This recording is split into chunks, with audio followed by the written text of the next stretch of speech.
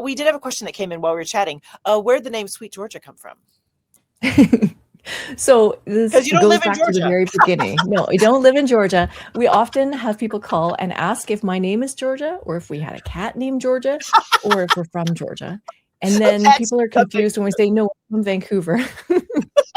No. Like, sure. Yeah, Vancouver, sure. Yeah.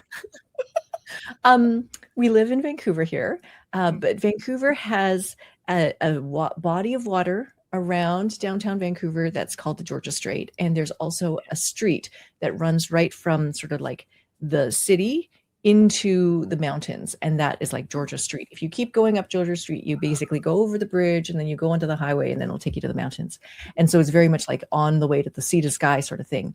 But when I first started the website to write about stuff in 2004, I had wanted to write about baking. I was going to bake bread. I wanted to open a bakery.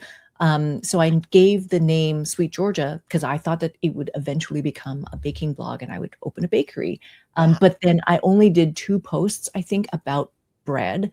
And then I discovered that bakers have to wake up at like 2 o'clock in the morning to make sure that all the stuff is ready. And I was like, I'm not going to do that. And so then I just kept the name, kept the website, and then just kept writing about knitting. And then it went from there.